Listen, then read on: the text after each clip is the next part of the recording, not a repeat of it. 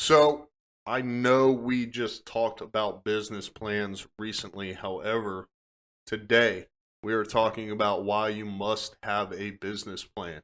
This is coming directly from the SBA.gov site. So before you get all up in arms, let's see what we got. My name is Ryan Smeltz. You're listening to Thursday's edition of Morning Brews.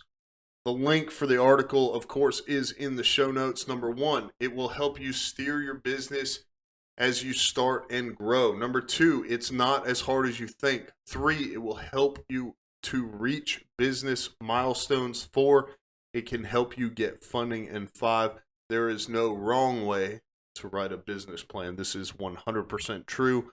The one lady who is on Shark Tank, I cannot remember her name, but she came up, I believe it's called Spanx, the workout wear for women, said she never wrote down a business plan. It was in her head.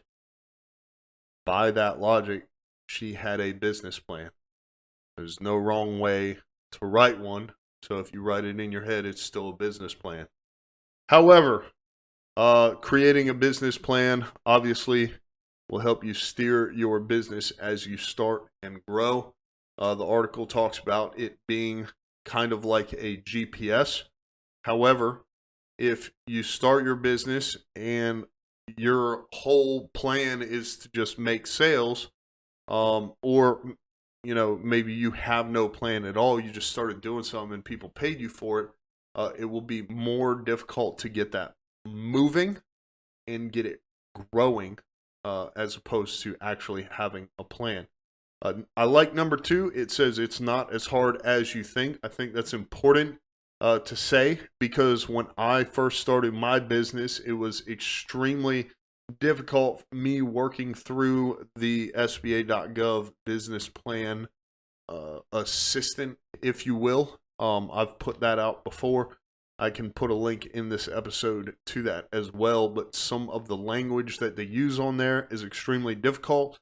I will tell you that one of my friends, Michael, specifically said to me that writing a business plan is not hard, because if you were in the military and you've had to write an operations order, it is essentially the same thing. And once I applied that to my business plan, it was much easier. I understood what he was talking about, and I have written plenty of operations orders before, so it was much more clear, and I was able to make it happen. So if you were in the military and you've written op orders before, then just apply the same 5 paragraphs or concepts depending on what branch you were in, and it will be much easier for you.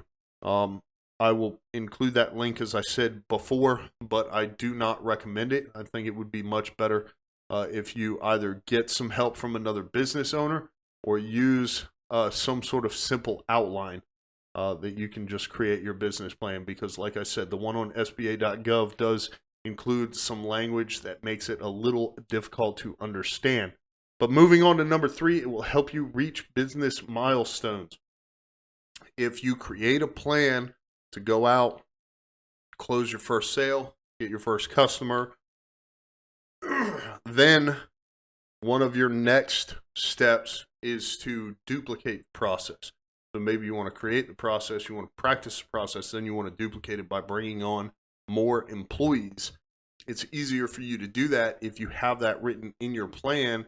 You can hit that milestone where it's like, hey, I wanted to close my first sale, then I wanted to help someone else close their first sale, and then I wanted to hit, $100,000 in revenue. I wanted to hit $500,000 in revenue. It's easier for you to do that if you have it written out. Here's step 1, here's step 2, here's step 3. This is how I plan to make this happen. Even if it doesn't go exactly as you plan, it helps keep you more in line and more focused on what the task is at hand.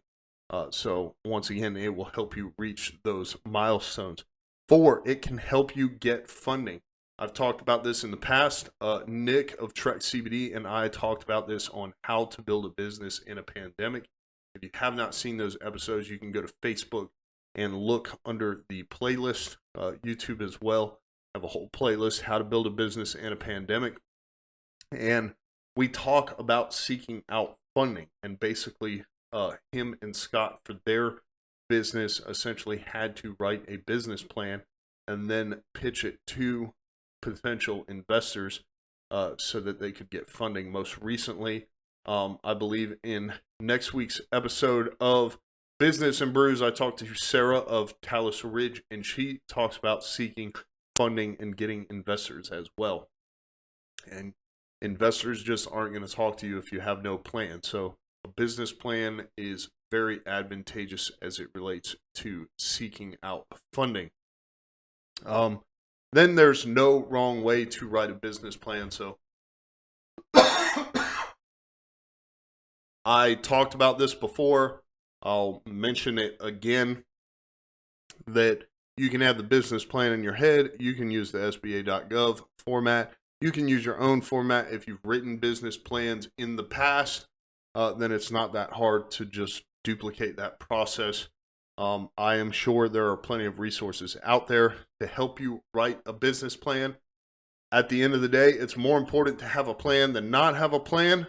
So however you choose to record that plan, reference it, change it, update it, keep track of it is up to you. But just make sure that you have one. I know this episode was not as long as many of the other episodes, but in the interest of time and making up for the other day when I went almost 20 minutes, let's call it a day. I hope you've gotten some value out of this. If you have already written your business plan, I want to hear from you. What is something that helped you? What is something you wish you had known when you wrote the business plan? Leave it in the comment section below, or send us a message on the website in the show notes below. Of course, you can find more episodes. If you got any value from this or any other episodes, leave us a 5-star review. Subscribe to this podcast and the Veteran Talk Show wherever you listen to podcasts. Tell your friends to subscribe as well. My name is Ryan Smeltz, of course, as always, and I will see you on tomorrow's episode of Morning Brews.